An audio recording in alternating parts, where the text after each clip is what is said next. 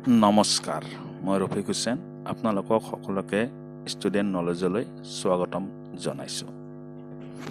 আশা কৰোঁ আপোনালোক সকলোৰে ভালেই আছে। আজি মই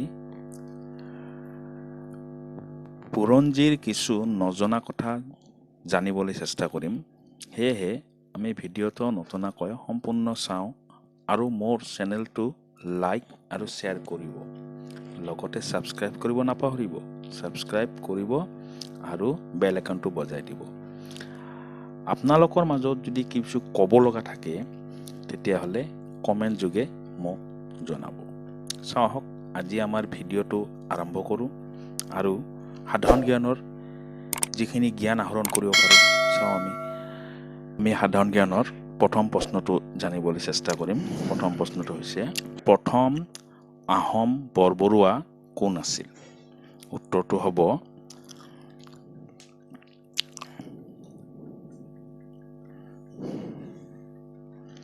মমাই তামুলী বৰবৰুৱা। আমি দ্বিতীয় প্ৰশ্নটোৰ ফালে যাম। দ্বিতীয় প্ৰশ্নটো হৈছে, অসম বুৰঞ্জীত বৰফুকন পদৰ সৃষ্টি কোনে কৰে? অসম বুৰঞ্জীত বৰফুকন পদৰ সৃষ্টি কোনে কৰে? উত্তৰটোৰ ফালে চাম আমি। উত্তৰটো হ'ব সুচেনফাই বৰফুকন পদ সৃষ্টি কৰে। এইবাৰ আমাৰ ৩ নম্বৰ প্ৰশ্নটোৰ ফালে যাম। ৩ নম্বৰ প্ৰশ্নটো হ'ব, অসমৰ কোনজন ৰজা কুজা ৰজা বুলি কোৱা হয়? অসমৰ কোনজন ৰজা কুজা ৰজা বুলি কোৱা হয়? উত্তৰটো হ'ব ৩ নম্বৰ প্ৰশ্নৰ উত্তৰ সুতিনফা হ'ল অসমৰ কুজা ৰজা। চতুৰ্থ প্ৰশ্নটোৰ ফালে আগুৱাম। চতুৰ্থ প্ৰশ্নটো হ'ব, কোন চনত মণিৰাম দেৱানৰ ফাঁচি দিয়া হয়? কোন চনত মণিৰাম দেৱানক ফাঁচি দিয়া হয়? উত্তৰটো হ'ব 1858 চনত। 1858 চনত মণিৰাম দেৱানক ফাঁচি দিয়া হয়। এইবাৰ আমি যাম পঞ্চম প্ৰশ্নটোৰ ফালে। পঞ্চম প্ৰশ্নটো হ'ব, ইংৰাজে বন্দী কৰা আহোম ৰজাজন কোন আছিল? ইংৰাজে বন্দী কৰা আহোম ৰজাজন কোন আছিল? উত্তৰটো হ'ব পুৰন্দৰ সিংহ। এইবাৰ আমি যাম ৬ নম্বৰ প্ৰশ্নটো। ৬ নম্বৰ প্ৰশ্নটো হ'ব, অসমৰ আটাইতকৈ ওখ মন্দিৰ কোনটো? অসমৰ আটাইতকৈ কোনটো? উত্তৰটো হ'ব ৬ নম্বৰ প্ৰশ্নৰ উত্তৰ শিৱদৌল অসমৰ আটাইতকৈ ওখ মন্দিৰ।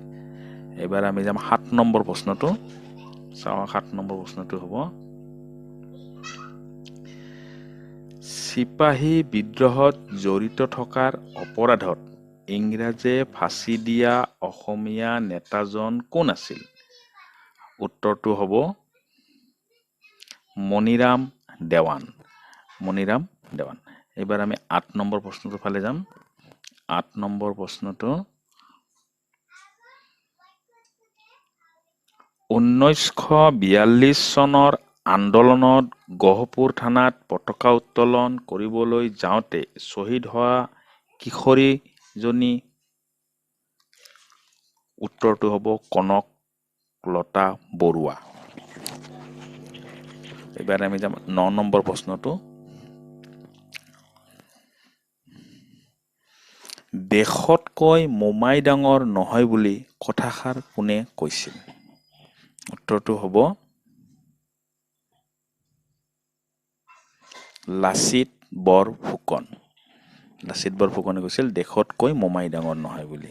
এইবাৰ আমি যাম ১০ নম্বৰ প্ৰশ্নটোৰ ফালে। ১০ নম্বৰ প্ৰশ্নটো হ'ব, ব্ৰিটিছ কোম্পানীয়ে তেওঁলোকৰ প্ৰথম ৰাজধানী ক'ত পাতিছিল? উত্তৰটো হ'ব চেৰাপুঞ্জীত ব্ৰিটিছ কোম্পানীৰ প্ৰথম ৰাজধানী আছিল। এইবাৰ আমি ১১ নম্বৰ প্ৰশ্নটোৰ ফালে যাম।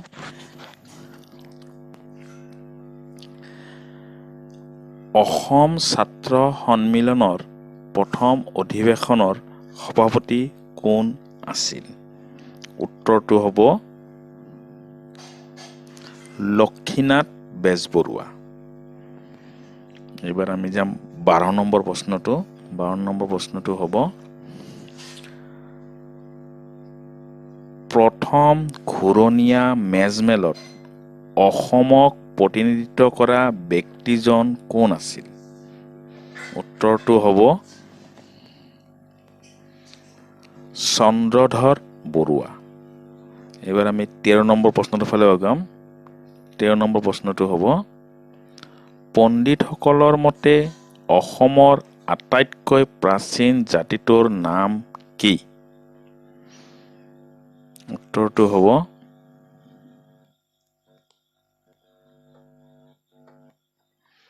খাচীয়া আৰু জয়ন্তীয়াসকল এবাৰ আমি 14 নম্বৰ প্ৰশ্নটোৰ ফালে আগুৱাম গুৰু চৰিত্ৰৰ ৰচক কোন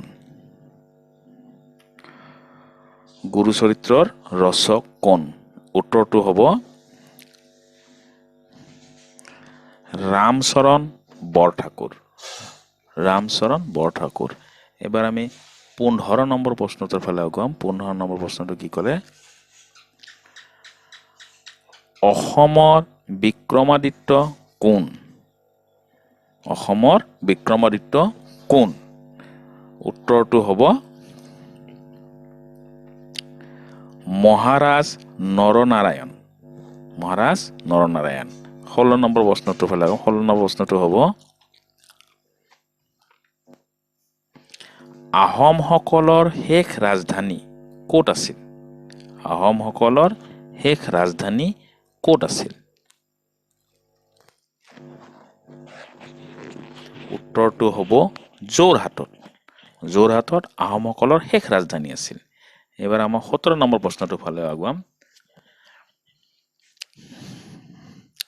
মণিৰাম দেৱানক ফাঁচী কিমান চনত দিয়া হৈছিল মণিৰাম দেৱানক ফাঁচী কিমান চনত দিয়া হৈছিল উত্তৰটো হ'ব 1858 চনৰ 23 ফেব্ৰুৱাৰীত আমি 18 নম্বৰ প্ৰশ্নটোৰ ফালে আগুৱাম 18 নম্বৰ প্ৰশ্নটো এখানে আহোম যুগৰ মুদ্ৰাসমূহত ব্যৱহাৰ হোৱা প্ৰধান ভাষা তিনিটা কি আহোম যুগত মুদ্ৰাসমূহত ব্যৱহাৰ ভাষা প্ৰধান তিনিটা কি কি উত্তৰটো হ'ব আহোম দেৱনাগৰী আৰু অসমীয়া এবাৰ আমি 19 নম্বৰ প্ৰশ্নটোৰ ফালে আগুৱাম 19 নম্বৰ প্ৰশ্নটো হ'ব অসম চৰকাৰৰ বুৰঞ্জী আৰু পুৰাতত্ত্ব বিভাগ কিমান চনত প্ৰতিষ্ঠা কৰা